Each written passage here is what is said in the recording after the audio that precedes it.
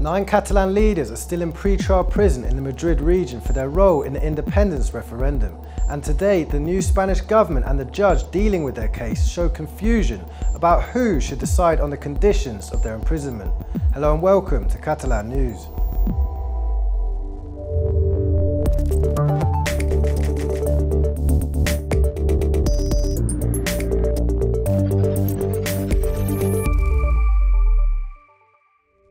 The Spanish government is open to transferring Catalan prisoners to jails closer to their homes, but says it's up to the judge to decide. And the judge, who only today rejected again to release some of the imprisoned Catalan politicians, has said the decision to transfer them is up to the Spanish government. So who is right? Is it up to Pedro Sánchez's government or the Supreme Court judge to decide if Catalan leaders need to be locked up 700 kilometers away from their relatives? We'll give you all the details about this on a day in which we have learned that the Catalan government is to reopen most of its offices abroad, shut down by the previous Madrid executive. 9 Catalan leaders are in pre-trial prison, including the former parliament speaker, a former vice president, 5 deposed ministers and 2 civil society leaders. Many of them have small children, some aged less than 10 years old. Others have grandchildren or very old parents that would require their care. The son of one of them is less than 1 year old and has already travelled thousands of kilometres with his mum to visit him in jail every week for 40 minutes through a glass.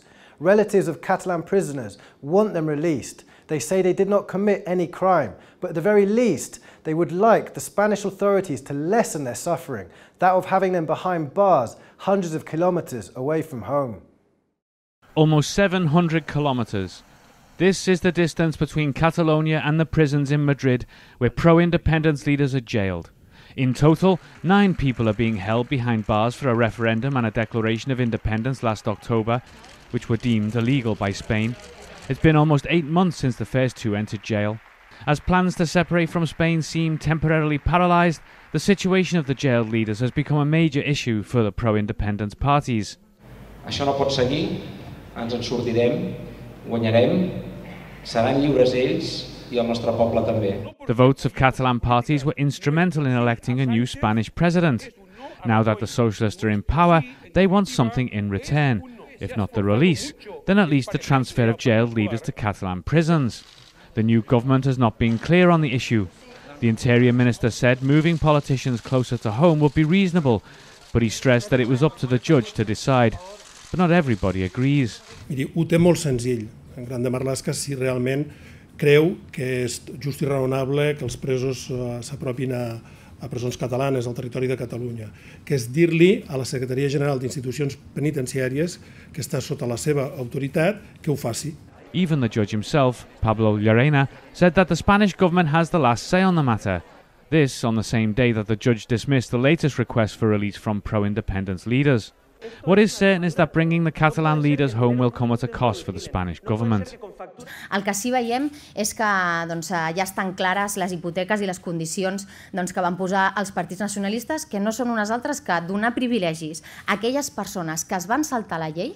Ciutadans, the main unionist party in Catalonia, accuses the socialists of making secret pacts with the pro-independence parties. Ciutadans was the only party that backed former President Mariano Rajoy on the day that he was ousted. The former Foreign Affairs Minister is one of the leaders still in prison. Now his successor wants to reopen the government offices that he had abroad and that were shut down by the Spanish government applying Article 155. Minister Ernest Maragall met today with the representatives of the permanent representation of the Catalan government before the EU, the only one still open after Spain's intervention. And there he announced that he plans to immediately restart activities in the offices of the United Kingdom, Switzerland, Germany, Italy and the United States. Catalonia's external action is totally legal and was illegally stopped, argued Maragall, who vowed to increase the country's presence abroad. Iniciar immediatament el procés de recuperació, de reactivació, de posta en peu de les delegacions. Les primeres concrecions les tindrem a partir de la setmana que ve, però ja els avanço que com a mínim tindrem presència a curt termini, altra vegada activa en les seus de les grans ciutats europees. Moving on, in less than a week, the Tarragona Mediterranean Games begin, and it's expected to draw thousands of sports people, fans and tourists to the region. Last-minute preparations to have everything ready are underway in the southern Catalan city, so that athletes find the best conditions possible to break their records.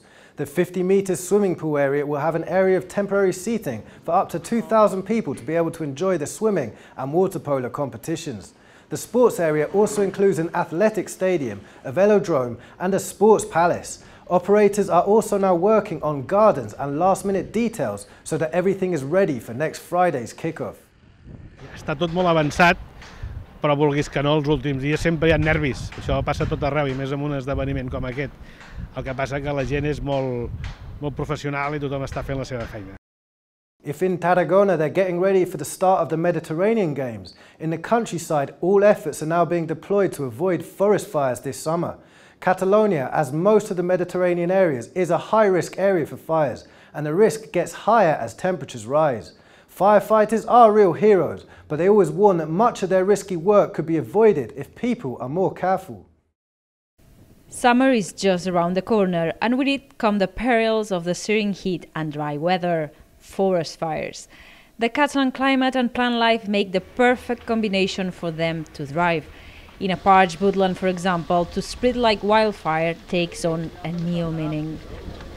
Despite the heavy rainfall this year, forest fires remain an all-too-real possibility.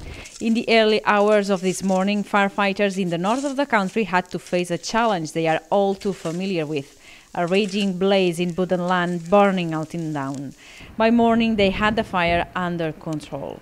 As the season gets underway, so do preparations to keep people safe and forest fires in check. And this year, Catalonia's rural agents have a technological trick up their sleeve to aid them in the fight against wildfires: drones with thermal cameras. As with many things, prevention is better than a cure, and this is exactly what the Department of Agriculture works towards. Cada dia de l'any, durant 24 hores, el que fa és prevenir, fer aquesta previsió perquè no succeeixin, perquè no s'esdevinguin cap tipus d'incendis dels que malauradament totes i tots coneixem. This year, rural agents will also make use of 230 new cars and pickup trucks. They are constantly on the lookout, using satellite technology as their eyes in the sky to make sure they catch a fire just in time. After all, the longer it's been burning, if the conditions are right, the harder it is to extinguish. But it's not just up to the government to make sure fires don't start. More often than not, the cause of an inferno is nothing more than careless acts, and a quarter of the time it's intentional. Recordem que 8 de cada 10 incendis són per causes antròpiques. So if you find yourselves in Catalonia this summer, be careful. Remember, barbecues are illegal in the countryside for a reason, and smokers, be savvy, don't throw that cigarette out the window. Moving on to culture, today one of the biggest festivals in Catalonia and the world kicked off. Sonar, the electronic musical festival, is turning 25 this year, having become a reference in the industry, not only for its music, but also for the huge amount of parallel activities taking place around it. The weather's warmer, the sun is shining, and just in time too, because Sonar just begun. The first day of the festival saw the hypnotic and political dance tracks of Congolese Kokoko Collective. And that's just the beginning of the lineup. Headliners include Tom York in his only European tour stopover, previously having come to Barcelona 2 years back with Radiohead for Primavera Sound Festival. Ticket holders will also be able to see Gorillaz debuting their new album, and many more. And there's something for everyone. The party in the sun of Sonar by day, and what goes bump in the dark, Sonar by night, opening Friday. In all, there are 100.5 artists on 9 different stages. But Sonar isn't just a festival. It's a convergence of the most innovative in musical production. Sonar 360, for example, is a space dedicated to full-dome audiovisual work, taking you on an immersive 360-degree journey. This is just an example of what awaits at Sonar Plus D, a 4-day side event with conferences and talks to address the future of music, as well as space travel, the internet, and artificial intelligence. Over 100 activities will take place, led by even more speakers. And the action, music, and learning isn't just in designated venues. Surrounding towns and hidden spaces throughout the capital always have something to offer for this electric week. So be ready for anything. And with this, we finish today's show. We leave you with images of a group of school children from a coastal Catalan town that today have learnt about a very summery activity, sailing. They seem to have had a great deal of fun. Thanks for watching and see you tomorrow.